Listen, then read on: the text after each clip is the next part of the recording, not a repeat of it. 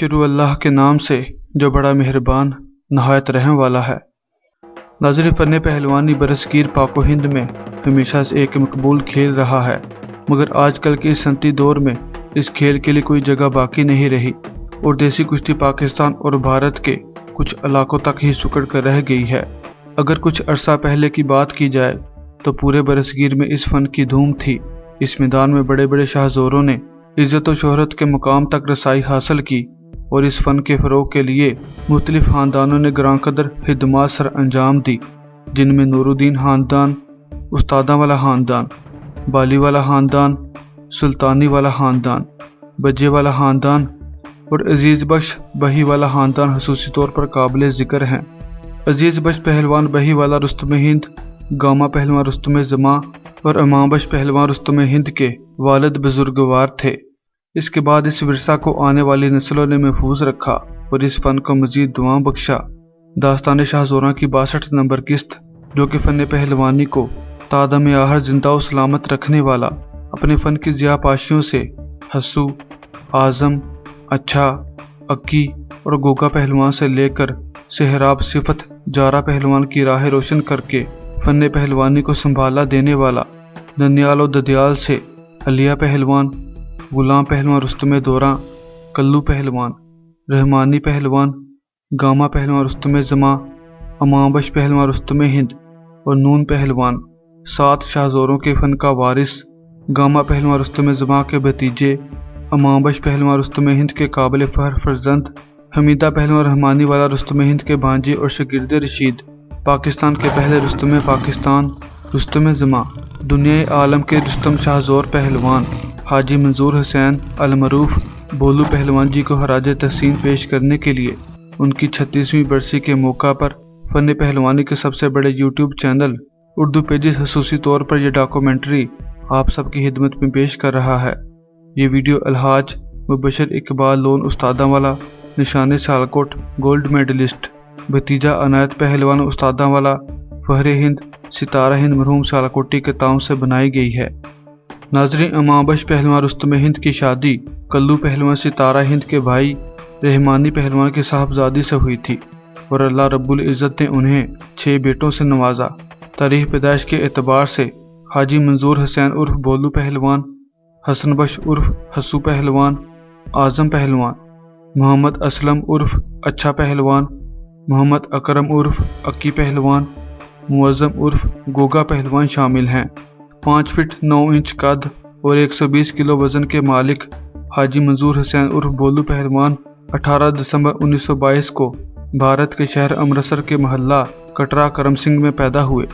ان کا تعلق کشمیری لون خاندان سے تھا۔ پہلوانی اہل خانہ کا اوڑھنا بچھونا تھی۔ شور کی آنکھ کھلی تو گھر میں یہی چرچے تھے۔ سارے بزرگ آفتاب و مہتاب پہلوانی تھے۔ یہ بات مستند ہے کہ جب بولو جی پرائمری اسکول سے فارغ ہو کر رادن پور پہنچے تو جسمانی اعتبار سے بالکل معمولی سے لڑکے تھے۔ انفرادیت صرف یہ تھی کہ دھن کے پکے اور لگن کے سچے تھے۔ بولو پہلوان جی نے اوائل عمر میں ہی کسرت شروع کر دی۔ گول مٹول سے بولو پہلوان جب اکھاڑے میں زور کرنے آتے تو امام بخش پہلوان اور گاما جی کی خوشی دیدنی ہوتی تھی۔ ان میں موجود پھرتی کو دیکھتے ہوئے دنیا کے 3 نامور اور عظیم پہلوانوں گاما پہلوان رستم زماں، امام بخش پہلوان رستم ہند اور حمیدہ پہلوان رحمانی والا رستم ہند نے اپنی ساری توجہ بولو پہلوان کو فن پہلوانی کی تربیت دینے میں صرف کر دی۔ شفیق استاد نے اپنے شاگرد بولو پہلوان کی نگہداشت میں کوئی کسر نہ چھوڑی۔ 4 سال کی مسلسل محنت اور جدوجہد کے بعد بولو پہلوان جی کو اس قابل بنا دیا کہ وہ اپنے مد مقابل سے ہوا ان سے وہ طاقت میں دگنا ہوئی کیوں نہ ہو کشتی لڑ سکتے تھے۔ چنانچہ 13 برس کی عمر میں بولو پہلوان کی پہلی کشتی گلو پہلوان سے اپنے آبائی شہر امرتسر میں لڑی، جس میں بولو پہلوان جی نے 17 برس کے گلو پہلوان کو صرف 4 منٹ میں چاروں شانے چت کر دیا۔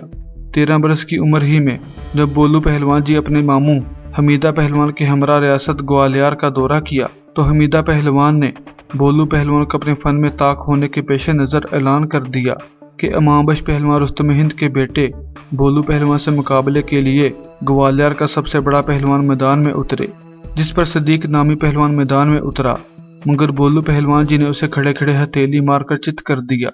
یہ منظر دیکھ کر فضا تحسین و آفرین کے نعروں سے گونج اٹھی۔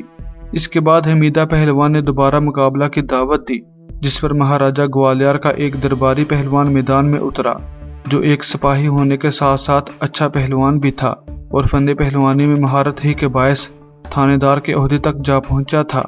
اس ماہر پہلوان نے بھولو پہلوان جی پر مختلف داؤ آزمائے، لیکن 13 برس کے بھولو پہلوان کو جت کرنے میں کامیاب نہ ہو سکا۔ البتہ بھولو پہلوان نے کامیابی حاصل کی، جس پر مہاراجہ گوالیار نے بھولو پہلوان کو انعام و کرام سے نوازا۔ بھولو پہلوان جی کے سینے میں دھڑکنے والا دل ایک وسیع و بے قرار سمندر تھا، جس میں بڑوں کا احترام، چھوٹوں سے شفقت، تقسیم فن میں منفرد قسم کی دیانت، دوہرا جسم مگر اس کے ہر انگ میں بجلیاں کوندا کرتی تھیں، بھاری بھرکم ہونے کے باوجود ایسی برق رفتاری کہ دیکھنے والے دانتوں تلے انگلیاں دبا لیتے۔ وہ مختصر مارکے کے قائل تھے، لوگ تو انہیں منٹوں میں فیصلہ کرنے والا پہلوان کہتے۔ بھولو پہلوان جی رات کے 2 بجے بیدار ہو کر نوافل ادا کرتے، پھر مٹی کے کوزے میں بھگوئی ہوئی گل نیلوفر اور کاسنی کے عرق پر مشتمل ٹھنڈائی پیتے، پھر گاما رستم زماں اور امام بخش پہلوان رستم ہند کی زیر نگرانی اپنی ورزش کا آغاز کرتے، جس کی ابتدا 5000 سپاٹے اور 4000 ڈنٹروں سے ہوتی، پھر 2 من وزنی ڈمبلوں کی جوڑی پھیرتے، چاندی اور سونے کے ورق مربع جات پر لگا کر کھاتے اور ہاتھوں کے بل دوڑتے۔ ورزش کے بعد 2.5 سیر باداموں کی سردائی پیتے، اتنے میں نماز فجر کا وقت ہو جاتا، پھر نماز کی ادائیگی کے بعد اقبال پارک مسلم ہیلتھ کلب کا رخ کرتے، آدھا کلو مکھن میں 2 سیر بکرے کے بھنے ہوئے گوشت کا باقاعدہ ناشتہ کرتے، اس کے بعد 2 سے 3 گھنٹے کی نیند اور 12 بجے دودھ گھی سے تیار کی ہوئی ربڑی نوش کی جاتی، پھر 1 گھنٹہ اکھاڑا کھودنا، پھر دوپہر کا کھانا جس میں 2.5 کلو گوشت ضرور شامل ہوتا، 500 ڈپس لگانا، 3 من وزنی کڑا ڈال کر ورزش کرنا، پہلوانوں کو اٹھا کر اکھاڑا کے سینکڑوں چکر لگانا اور 25 سے 30 پہلوانوں سے زور کرنا ان کا معمول تھا۔ بھولو جی نے 18ویں برس میں قدم رکھا تو فنی لحاظ سے وہ اس قابل ہو چکے تھے کہ کڑی سے کڑی آزمائش کا سامنا کر سکیں، لہٰذا ان کی پہلی یادگار کشتی 27 مارچ 1939 کو میلہ چراغاں کے موقع پر لاہور شاہی مسجد کے سامنے منٹو پارک پریڈ میدان میں ملک احمد بخش ملتانی المعروف بخشندہ پہلوان پسر حسن بخش ملتانی ستارہ ہند سے ہوئی۔ بخشندہ پہلوان اس وقت 23 برس کا کڑیل جوان تھا۔ منصفان کشتی میں سردار عبدالصمد خان سٹی مجسٹریٹ لاہور، ہاتھوہاں ملتانی، احمد بخش بکھی والا شامل تھے۔ اس دنگل کا اہتمام ماسٹر نوردین اور مستری فضل الدین ٹھیکیدار نے بڑے اعلیٰ پیمانے پر کیا۔ شہر کی دیواروں پر بڑے بڑے رنگین پوسٹر چسپاں کیے گئے۔ دونوں پہلوان اپنے اپنے انداز میں رقص و سلامی پیش کرتے میدان میں اترے۔ تماشائیوں نے جوش و خروش سے پذیرائی کی اور کھیل کا آغاز ہوا۔ دونوں پہلوانوں کو گتھم گتھا ہوئے نصف گھنٹہ ہو گیا، کبھی ایک کا پلڑا بھاری ہو جاتا تو کبھی دوسرے کا۔ یہ کشتی پون گھنٹہ تک جاری رہی اور بالآخر برابر قرار دے دی گئی۔ اس کشتی کے چند ماہ بعد راکم کے تایا محترم عنایت پہلوان استاداں والا فخر ہند ستارہ ہند نے احمد بخش پہلوان ملتانیہ کو ایک یادگار مارکا میں شکست دی۔ بھولو پہلوان جی کا دوسرا قابل ذکر مارکا اسی زمانے میں لاہور کے علیم پہلوان پسر محمد بخش چوہا پہلوان سے لاہور منٹو پارک میں منعقد ہوا۔ علیم پہلوان کالو والی دف کے امام بوٹا لاہوری کے بھتیجا تھے۔ کشتی گاہ میں میلے کا سماں تھا۔ علیم پہلوان ادھیڑ عمر میں ہونے کے باوجود بڑے اعتماد سے کشتی لڑے۔ بھولو پہلوان نے جھکائی دے کر حریف کے دونوں پٹ کھینچ لیے۔ آغاز سے انجام تک 5 منٹ صرف ہوئے۔ یہ لاہور میں بھولو پہلوان کی پہلی فتح تھی۔ بھولو پہلوان جی کی تیسری کشتی کولہاپور کے مشہور بلڑ پہلوان پٹھا خلیفہ غلام محی الدین رستم ہند سے ہونا قرار پائی۔ 30 مارچ 1942 کو اہل لاہور نے 20 سالہ بھولو پہلوان کو ادھیڑ عمر کے کوہنا مشق بلڑ پہلوان سے ٹکراتے دیکھا۔ گردنواہ کے علاوہ سیالکوٹ گوجرانوالا کے شائقین بھی لاہور میں جمع ہوئے۔ بلڑ پہلوان اپنے تمام تجربے کے باوجود بھولو پہلوان کا کھڑا گھسا برداشت نہ کر سکا اور زمین بوس ہو گیا۔ اب بھولو پہلوان کے سامنے صرف وقت کے 2 ہی بڑے پہلوان تھے، ایک فخر ہند گونسا پہلوان اور دوسرا رستم ہند گونگا پہلوان بالی والا، اور پھر میدان صاف تھا۔ اب پیش خدمت ہے بھولو پہلوان اور فخر پنجاب غلام غوث المعروف گونسا پہلوان کے درمیان مارکا آرائیوں کی تفصیل۔ گونسا پہلوان اور بھولو پہلوان کی عمر میں 15 برس کا فرق تھا۔ دونوں پہلوانوں کے درمیان پہلا مارکا 28 جون 1942 کو لاہور ریلوے اسٹیڈیم گڑھی شاہو میں ہوا۔ منصفان کشتی میں DIG Punjab police mister JA Scott سرفرست تھے۔ یہ ایک وار فرنٹ دنگل تھا، لیکن بدقسمتی سے بڑا جوڑ چھوٹتے ہی ملٹری کے سپاہی بڑی تعداد میں اکھاڑے کے ارد گرد کھڑے ہو گئے، جس سے دونوں پہلوان تماشائیوں کی نظر سے اوجھل ہو گئے۔ قصہ مختصر، یہ کشتی فساد کی نظر ہو گئی۔ آخر فیصلہ ہوا کہ 6 ماہ بعد دوبارہ کشتی کرائی جائے، لہذا اسی مقام پر 7 دسمبر 1942 کو کشتی ہونا قرار پائی۔ اس کشتی کے منصف کریم بخش پیلڑے والا رستم ہند تھے۔ اس کشتی کا شمار برصغیر کی عظیم الشان کشتیوں میں ہوتا ہے۔ دونوں پہلوان خوب داؤ پیچ کا مظاہرہ کرتے رہے، لہذا 1 گھنٹے کی کشمکش کے بعد بولو پہلوان نے گونسا پہلوان کو چت کر دیا۔ گونسا پہلوان کے 2 بار گرنے سے رفتہ رفتہ اس یقین کو تقویت ملنے لگی کہ عہد بولو کا آغاز ہو چکا ہے۔ صرف ایک شخصیت ایسی تھی جو بولو پہلوان کو ہاتھ میں نہیں لا رہی تھی۔ وہ فنکار تھا فیروز الدین پہلوان، المعروف گونگا پہلوان بالی والا رستم ہند، جس سے برصغیر کا بچہ بچہ واقف تھا۔ ہارون آباد میں بولو پہلوان اور گونسا پہلوان تیسری اور آخری بار ٹکرائے۔ جشن کا سا سما تھا۔ ہلکے خدا کا ہجوم کانٹے دار کشتی کی امید میں پنڈال میں امٹ پڑا۔ کشتی کے دوران گونسا پہلوان بڑی دیر تک بولو پہلوان پر چھائے رہے۔ پھر آخری مراحل میں جب کشتی عروج پر تھی تو بولو پہلوان جی نے گونسا پہلوان کے دونوں پٹ کھینچ لیے اور اسے چت کر دیا۔ اس کے بعد گویا پہلوانی کا ستون مسمار ہو گیا اور گونسا پہلوان بولو جی کے مقابل نہ آیا۔ سن 1944 میں بولو پہلوان کے بزرگ اب گونگا پہلوان کے پیچھے لگ گئے تھے۔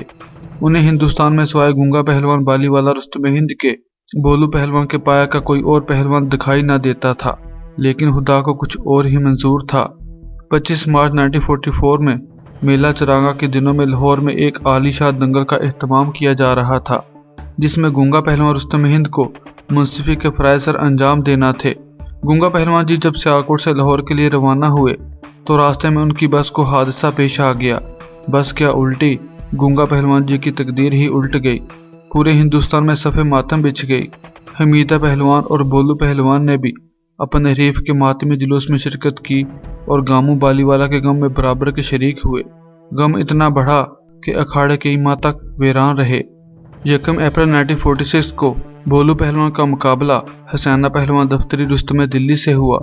یہ کشتی لاہور منٹو پارک میں ہوئی اور اس کا شمار بولو جی کی مختصر کشتیوں میں ہوتا ہے۔ حسینہ بے شک رستم دلی تھا، مگر بولو پہلوان جی کا 2 منٹ بھی مقابلہ نہ کر سکا۔ دوسری جنگ عظیم آخری مراحل میں تھی، جب بولو پہلوان کا قصور کے دربارہ سنگھ پہلوان سے بڑا زبردست مقابلہ ہوا، جس میں دربارہ سنگھ کو 1 منٹ کے مختصر وقت میں شکست ہوئی۔ سن 1944 میں بولو پہلوان کا ایک مقابلہ پورن سنگھ سے اجین میں ہوا۔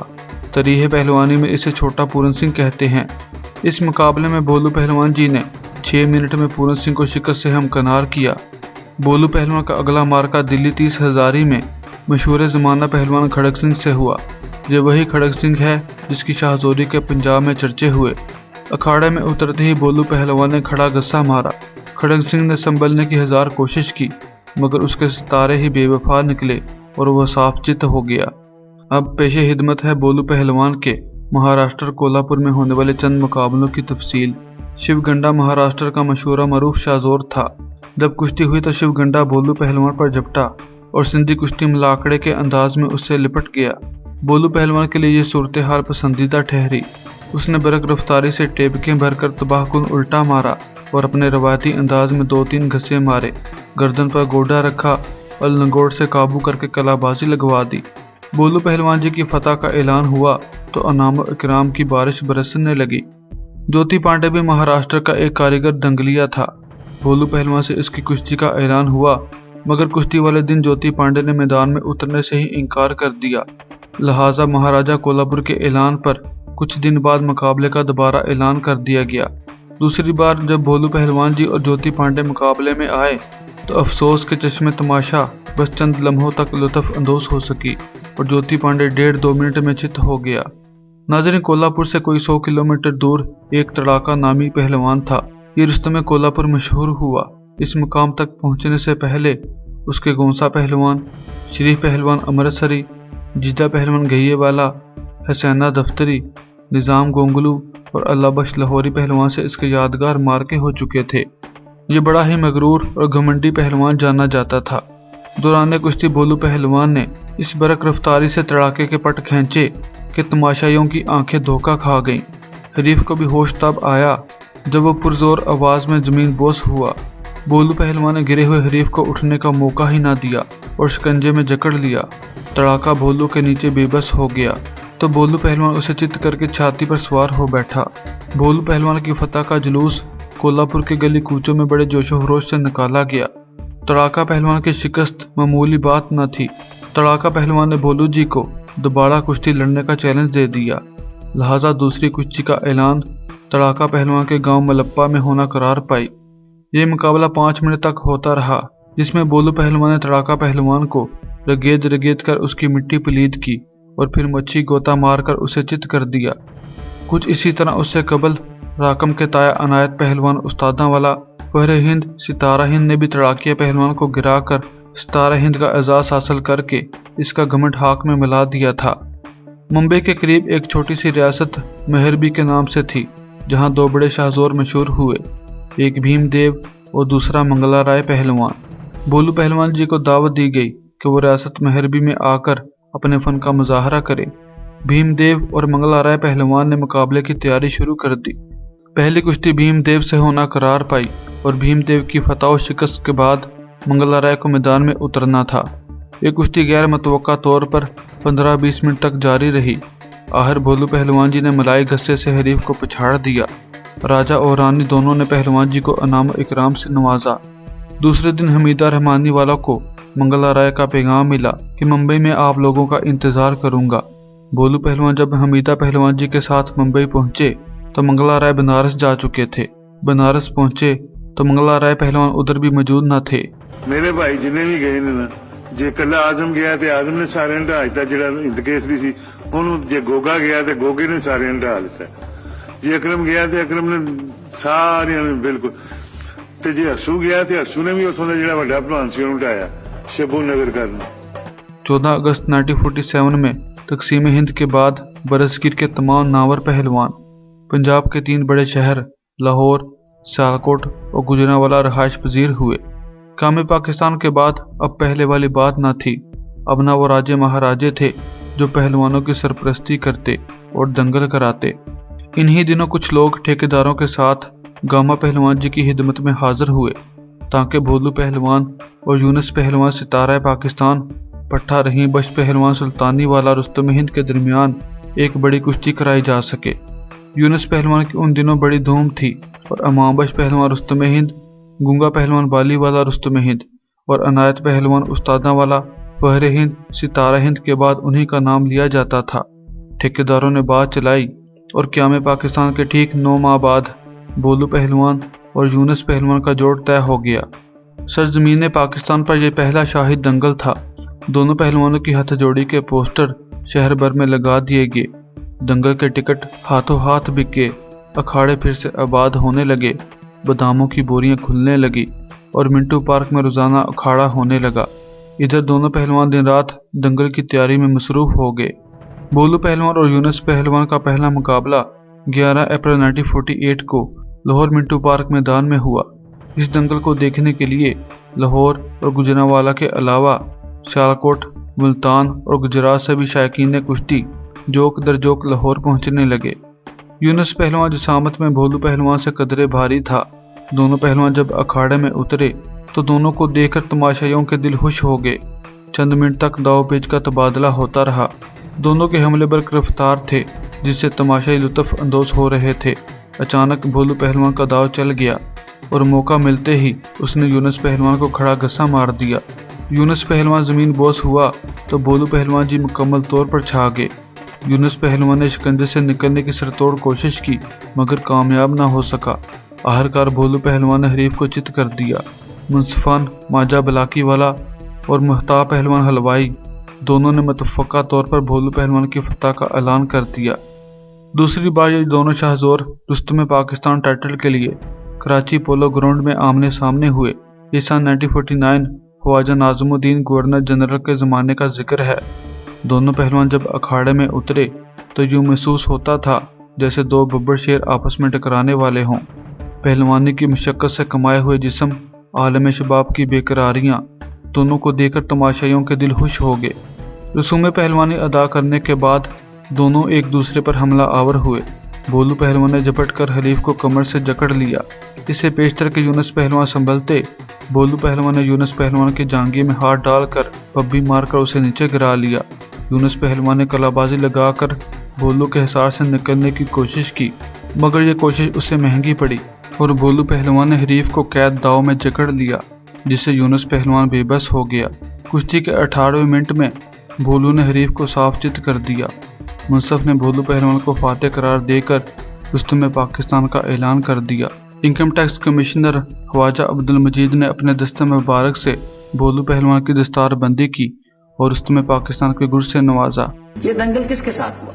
यूनुस पहलवान। यूनुस पहलवान साहब, ये कहाँ के थे यूनुस पहलवान? गुजरांवाले। किन के बेटे थे ये सदीक पहलवान। सदीक पहलवान के बेटे थे। तो खलीफा जी, ये यूनुस पहलवान वाला जो दंगल था, ये दंगल भी आपने देखा? यूनुस पहलवान भी तैयारी में था? वो भी बहुत तैयारी में था, ये भी बहुत तैयारी में था। ये कारीगर आदमी था, वो कारीगर नहीं था। तो कितनी खलकत थी वो मुकाबला देखने की? बहुत थी, खलकत बहुत थी, बहुत खलकत। सन 1962 में कुश्ती के शोबा में उनकी शानदार खिदमात पर सदर पाकिस्तान मोहम्मद अयूब खान साहब ने उन्हें प्राइड ऑफ परफॉर्मेंस अवार्ड से नवाजा और इसके साथ 2 मुरबा ज़मीन और 75,000 रुपये नकद इनाम दिया। भोलू पहलवान के लिए अब एक ही एजाज़ बाकी रह जाता था, जो कि आलमी एजाज़ रुस्तम जमा था। गामा रुस्तम जमा की वफात के बाद भोलू पहलवान ने दुनिया भर के शाहजोरों को चैलेंज किया। ये चैलेंज अखबारात की जीनत बना, मगर हस्ब तवक्का इसका जवाब किसी ने ना दिया। दिसंबर 1963 में भोलू जी को गामा पहलवान का जानशी बनाते हुए गामा पहलवान का गुर्ज, सोने की पेटी और जरी की पगड़ी दी गई। ये गुर्ज 1922 में गामा पहलवान जी को बरतानिया के बादशाह एडवर्ड हस्टम ने दिया था। बिलाहर 31 मार्च 1964 को कराची में पाकिस्तान रेसलिंग एसोसिएशन ने एक तकरीब के मौका पर भोलू पहलवान को रुस्तम जमा के खिताब से नवाजा। रुस्तम जमा के टाइटल के लिए ज़रूरी था कि भोलू पहलवान वर्ल्ड चैंपियनशिप जीत के आएँ, जबकि कोई भी इंटरनेशनल पहलवान भोलू पहलवान जी से लड़ने के लिए तैयार न था। सन 1967 में हिंदुस्तान के बाशिंदे दारा सिंह का खुला चैलेंज था, जो अखबारात की जीनत बना कि वो रुस्तम जमा के खिताब के लिए किसी भी पहलवान से हिंद या हिंद से बाहर 2-2 हाथ करने को तैयार हैं। भोलू पहलवान जी ने दारा सिंह का चैलेंज कबूल कर लिया और इस कबूलियत को अखबारात में शाया करवा दिया गया, मगर अजीब बात यह हुई कि दारा सिंह ने चुप साध ली। कैसा तारीखी इत्तेफाक है कि भोलू पहलवान जी को भी अपने ताया गामा रुस्तम जमा की तरह बरतानिया की सरजमीन पर पहलवानों को अपने मुकाबला में लाने के लिए पौंडों का सहारा लेना पड़ा। लिहाजा सन 1967 में भोलू पहलवान जी ने जीतने वाले पहलवान को 5,000 पाउंड इनामी रकम का ऐलान किया। बिलाहर 18 बरस के बाद फन पहलवानी के मरूफ प्रमोटर हाजी फहीमुद्दीन फहमी ने आलमी एजाज़ के प्रोग्राम को अमली जामा पहनाया और लंदन में ईस्टर्न प्रमोशन कंपनी से राब्ता कायम किया। इन्हीं अयाम में ईस्टर्न प्रमोशन के डायरेक्टर मिस्टर टॉमी वेहिलन ने बरतानिया में मुख्तलिफ अखबारात में भोलू पहलवान की तरफ से दुनिया भर के पहलवानों को कुश्ती लड़ने का खुला चैलेंज और 5,000 पाउंड की पेशकश का ऐलान कर दिया। भोलू पहलवान की तरफ से किए गए चैलेंज को कनाडा के चैंपियन जॉर्ज गार्निको पहलवान और जर्मनी के Anglo French heavyweight champion Henry Perry ने कबूल किया। जॉर्ज गार्निको पहलवान को अकरम उर्फ अक्की पहलवान शेर बब्बर ने चित कर दिया और रॉन रीड पहलवान को आजम पहलवान ने चित किया। अब भोलू पहलवान का हरीफ हेनरी पेरी ही था। लिहाजा 29 मई 1967 को वेम्बले पोल स्टेडियम लंदन में भोलू पहलवान जी का मुकाबला हेनरी पेरी के साथ हुआ। दोनों पहलवानों ने हाथ मिलाए और कुश्ती का दौर शुरू हो गया। दोनों पहलवान चंद मिनट एक दूसरे पर दाव आजमाते रहे। आलमी चैंपियन का यह यादगार तरीही मुकाबला सिर्फ चंद मिनटों में खत्म हो गया। इस अजीम फतह पर ईस्टर्न प्रमोशन लिमिटेड की जानिब से भोलू पहलवान को वर्ल्ड चैंपियन रुस्तम जमा का बेल्ट इनाम दिया गया। भोलू पहलवान रुस्तम जमा जब सुरखरू होकर वतन वापस लौटे तो कौम ने उनका भरपूर इस्तकबाल किया और 10 सितंबर 1967 को कराची में हबीब बैंक और पाकिस्तान रेसलिंग एसोसिएशन की जानिब से भोलू पहलवान रुस्तम जमा की ताजपोशी का एहतमाम किया गया और मगरबी पाकिस्तान के वजीर दाखिला काजी फजलुल्लाह साहब ने अपने हाथों से सोने के ताज के साथ भोलू पहलवान जी की ताजपोशी की और सदर पाकिस्तान मोहम्मद अयूब खान ने 2 लाख रुपए नकद इनाम से नवाजा। और 20 कनार रकबा पर मुश्तमिल जगह भी इनाम के तौर पर दी। फन पहलवानी की दुनिया में भोलू पहलवान का नाम किसी तारुफ का मोहताज नहीं। ताकत, शुजात और रियाजत जैसी अजीम खसूसियात के पेश नज़र उनका शुमार और जिक्र फन की तरीह में एक नुमाया हैसियत रखता है। भोलू पहलवान जी आपको हमेशा एक आम और सादा आदमी की तरह नजर आएंगे। चेहरा पर शगुफ्तगी और मुस्कुराहट के साथ साथ गुफ्तगू में इंतहाई मिठास और नरमी। जिस हद तक अपने रियाज में पाबंद थे, इसी कदर इबादत गुजार भी थे। भोलू पहलवान सोमो सलात के पाबंद, शरीफुल नफ्स और नेक सीरत इंसान थे। वो कहा करते थे, इंसान के अंदर सही ताकत रूहानी होती है। अगर रूह मजबूत न हो तो मजबूत तरीन जिस्म भी सिवाय गोश्त के लोथड़े के और कुछ नहीं। मैं जब नमाज पढ़ रहा होता हूँ तो अपने आप को सबसे ताकतवर इंसान महसूस करता हूँ। नमाज मेरे अंदर खुद एतमादी और अल्लाह रब्बुल इज़्ज़त की ज़ात से मोहब्बत और ईमान की पुख्तगी पैदा करती है। 1967 को भोलू पहलवान ने अपने वालिद इमाम बख्श पहलवान रुस्तम हिंद, बेटे नासिर भोलू पहलवान रुस्तम एशिया और अपने भाई असलम उर्फ अच्छा पहलवान रुस्तम पाकिस्तान के साथ हज की सआदत भी हासिल की। वो मक्का मुकरमा में मुमताज़ आलम दीन फजीलतुल शेख मौलाना अब्दुल हफीज मक्की के वालिद ग्रामी मलक अब्दुल हक साहब अमृतसरी मरहूम के यहाँ ठहरे थे। मलक अब्दुल हक तकसीम हिंद के बाद मक्का मुकरमा तशरीफ ले गए थे। मलक साहब मरहूम एक बहुत बड़े मेहमान नवाज थे। भोलू पहलवान जी को बटेर लड़ाने का बड़ा शौक था। वो अक्सर अखाड़ा में हाथ में बटेर लेकर बैठे होते, उसे कोक देते और कहा करते कि बटेर जब मैदान में हरीफ से दो हाथ करता है तो बड़े बड़े दंगलों की याद ताज़ा हो जाती है। भोलू पहलवान के बरादरान असलम उर्फ अच्छा पहलवान रुस्तम पाकिस्तान, आजम पहलवान, हस्सू पहलवान, अकरम उर्फ अक्की पहलवान शेर बब्बर और मुअज्जम उर्फ गोगा पहलवान ने भी फन पहलवानी के मैदान में अपना नाम रोशन किया।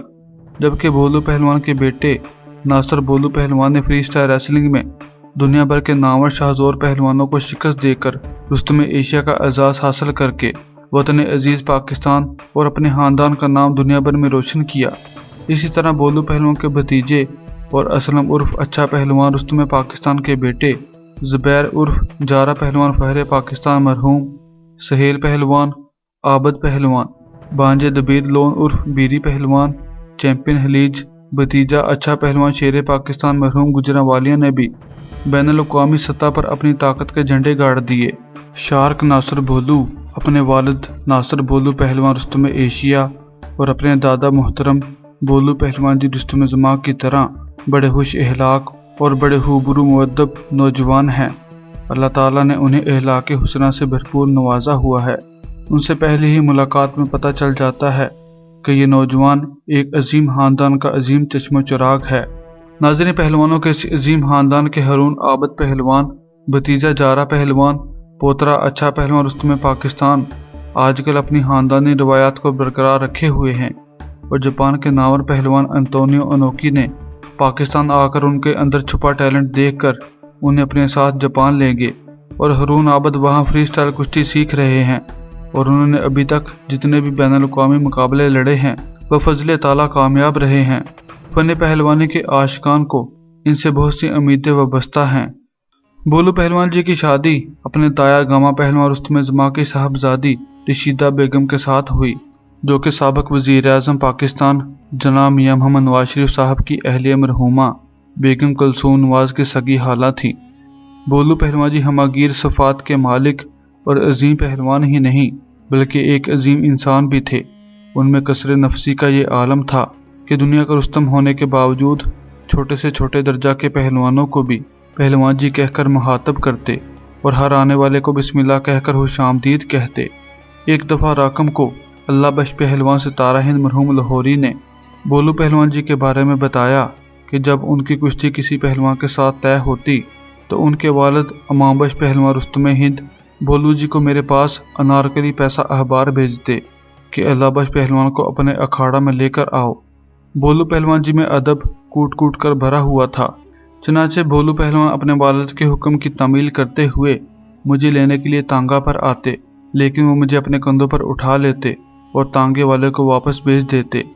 अनारकली पैसा अखबार के इलाका से अपने अखाड़ा वाक़या मोहनी रोड तक भोलू जी मुझे अपने कंधों पर उठाए पैदल चलते और मैं भोलू पहलवान की कामयाबी के लिए हाथ उठाए दुआएं मांगता रहता। भोलू पहलवान जी के 2 अखाड़े थे, एक लाहौर में बिलालगंज के नाम से और दूसरा कराची में दारुल सेहत के नाम से मशहूर था, जहां ये अपने शागिर्दों की तरबियत किया करते थे, जो आज भी मौजूद है और अपनी खिदमत सर अंजाम दे रहा है। सन 1970 में भोलू पहलवान रुस्तम जमा के पित्ते और अपेंडिक्स का ऑपरेशन हुआ और उनकी सेहत गिरने लगी। ब्लड प्रेशर, शुगर, गुर्दों की खराबी, फसी जां जो कभी ताकत और तमन्नाई का खजाना थी, वह बीमारी ने बसेरा कर लिया। एक बीमारी ने दूसरे की मदद की। नतीजा ये हुआ कि जुलाई 1974 में पहलवान जी को दिल का दौरा पड़ गया। ये दौरा इतना शदीद था कि पहलवान को कराची सिविल अस्पताल में दाखिल होना पड़ा। काबिल सद अफसोस बात यह है कि भोलू पहलवान जैसी बैनुल-अक़वामी शख्सियत को इलाज मुआवजा की कोई सहूलत फराहम न की गई। हुकूमत सिंध ने अलबत्ता थोड़ी बहुत मदद की, ये भी चंद लोगों की ज़ाती तगोदो का नतीजा था। सन 1984 के आखिर में रुस्तम जमा लाहौर वापस आ गए, जहां दिल ने एक बार फिर बगावत कर दी। दर्द की लहर इतनी शदीद थी कि पहलवान जी बेबस हो गए और मजबूरन लाहौर म्यू अस्पताल में दाखिल होना पड़ा, जहां भोलू पहलवान रुस्तम जमा को किसी खास कमरे में नहीं बल्कि आम जनरल वार्ड में रखा गया। बहरहाल 10 रोज़ बाद अस्पताल से छुट्टी मिल गई, मगर बीमारी ने छुट्टी ना दी। 1985 का आगाज हुआ तो भोलू पहलवान के जिस्म ने भोलू पहलवान से गिन गिन कर बदले लिए। बिलाह शुगर के मर्ज में मुब्तला होने और गुर्दे नकारा होने के सबब एक मदाह ने उन्हें ताज अस्पताल में दाखिल करा दिया। शुगर की वजह से पाँव का जख्म बिगड़ा और उंगलियां काट दी गई, फिर टहने तक पाँव काटना पड़ा। वही पाँव जिससे पहलवान जी तबाहकुन पबी मारा करते थे। फिर गोया किस्तों में मौत का आगाज हुआ। पाँव की उंगलियों से बात चली तो फिर चलती ही गई और सारी टांग पर खत्म हुई। बिलाहर 6 मार्च 1985 रात 9:35 पर भोलू पहलवान रुस्तम जमा की रूह परवास कर गई और जिंदगी भर किसी शाहजोर से शिकस्त ना खाने वाले भोलू पहलवान जी को मौत ने शिकस्त दे दी और उन्हें हजारों सौगवारन की मौजूदगी में मोहनी रोड अखाड़ा में सुपुर्दे खाक कर दिया गया। और यूं पहलवानी का बाब बल्कि सारी किताब ही खत्म हो गई। जब तक फन पहलवानी जिंदा है, भोलू पहलवान का भी नाम जिंदा रहेगा। आप सब दोस्त अहबाब से गुजारिश है कि भोलू पहलवान जी समेत भोलू बरादरान और उनके सब अजीज अहबाब के लिए दुआए खैर कर दें। ना मुकम्मल कहानी मुकम्मल हुई, ना तमाम फसाना तमाम हुआ। भोलू साहब, मुझे बड़ी मसरत हासिल हो रही है कि आप यहाँ तशरीफ लाए और अब तक करोड़ों आदमी आपको देख चुके हैं, आपकी कुश्तियाँ देख चुके हैं, आपको वर्जिश करते हुए देख चुके हैं और करोड़ों ऐसे भी आदमी हैं जो आपकी बातचीत सुनना चाहती हैं। तो यकीनी तौर पे वो ये जानना चाहते होंगे कि आपने कब से और किस तरह वर्जिश शुरू की? बचपन से जी। कितनी उम्र थी आपकी? उस वक्त 9 वर्ष की उम्र थी और अमिताभ पहलवान मेरे मामू थे और उस्ताद भी थे, वो मेरे को ले गए। अच्छा, तो बड़ी दिलचस्प बात होगी अगर आप ये बताएं कि पहले दिन आपने कितने डांड बैठक लगाए? 11 बैठक लगाई जी, 11 भी नहीं लग सकी। अरे, अब आप सोच के क्या राय कायम करते हैं अपने बचपन के बारे में? जी, वो सब अमिताभ पहलवान की नजरें में आए थे। कितने अरसे में आप बाकायदा पहलवान बन गए थे? मैं कोई 7-8 वर्ष में बिल्कुल पहलवान बन गया था। यानी कुश्तियाँ लड़नी शुरू की थी आपने? जी, कुश्ती लड़नी तो बहुत जल्दी शुरू कर दी थी, पर 11-12 वर्ष में। तो 7-8 वर्ष जब मैं 16-17 वर्ष का था, बिल्कुल पहलवान बन गया था। माशाल्लाह। अच्छा भोलू साहब, आप वर्जिश किस तरह करते हैं और किस वक्त करते हैं? सुबह कोई 3 बजे उठ के जी नफल पढ़ के तो बैठ के लगानी शुरू कर देते हैं। उसके बाद नमाज पढ़ के सुबह की अखाड़ा खोदना, जोर करने, उसके बाद नहा धो के आराम करना, फिर दोपहर को 3 बजे मालिश करानी, उसके बाद डांड लगाने, फिर जोर करना। भोलू साहब, कथा कलामी होती है, माफ फरमाइएगा, कितनी बैठकें लगाते हैं, कितने डर लगाते हैं आप? ये तो जी हर एक रहता लगाता है, जितनी भी कोई लगा सके। मैं तो 3000 बैठकें लगाता था। माशाल्लाह। और डंड कितने लगाते हैं? कोई 8-9 डंड लगाता। कुछ वेट लिफ्टिंग भी करते हैं आप? वजन वगैरह भी उठाते हैं? नहीं, डंबल फेरते हैं। अच्छा। कितने शागिर्द होंगे आपके? शागिर्द तो काफी होंगे, ان سے کس طریقے سے آپ زور کرتی ہیں؟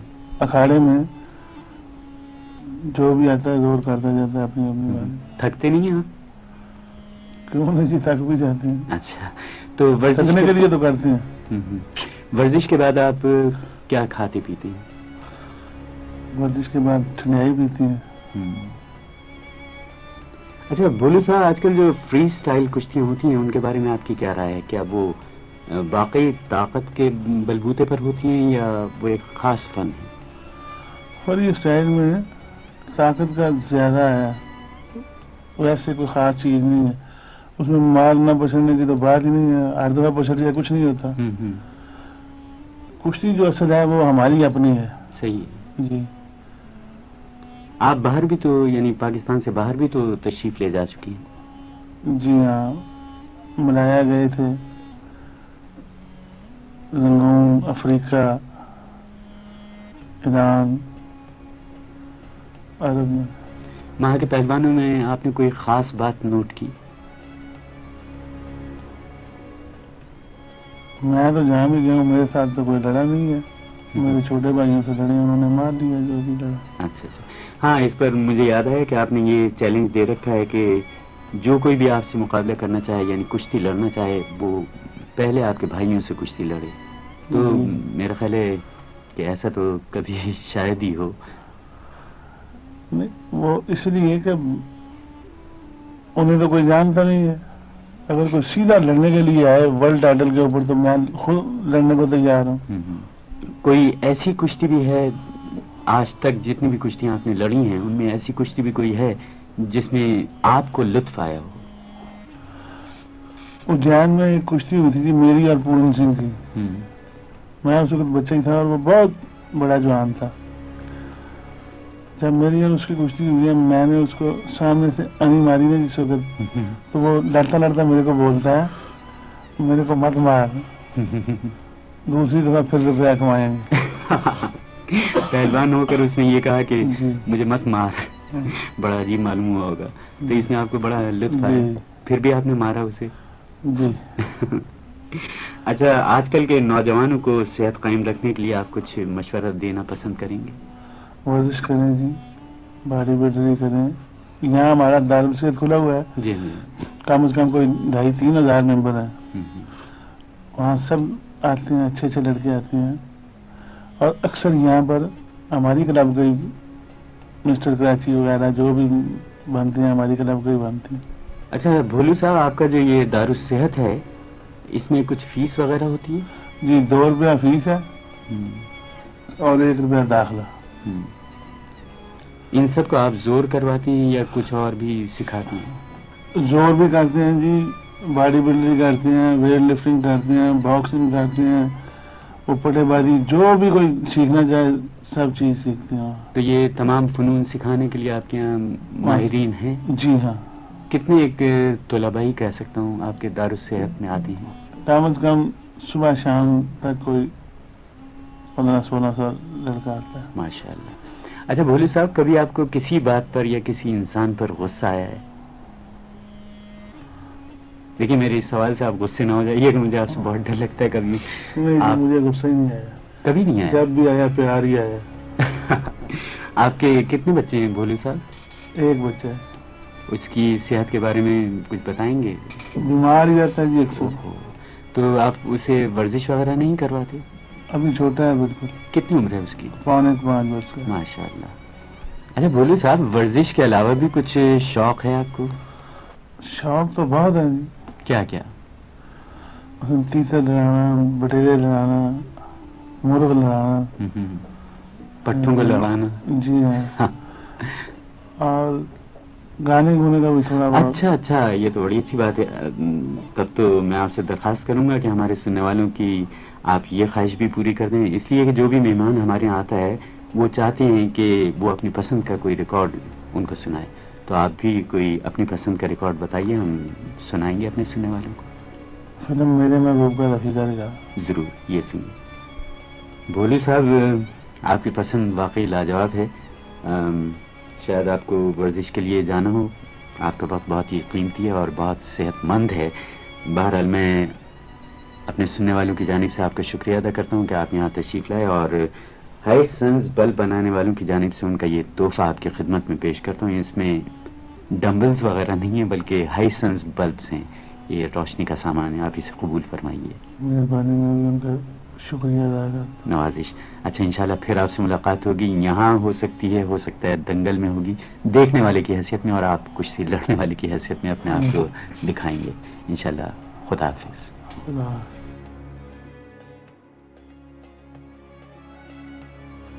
دوستو یہ ویڈیو کیسی لگی ہمیں ضرور بتائیے گا، اور اپنی محبت کا اظہار اس ویڈیو کو لائک اور شیئر کر کے کریں۔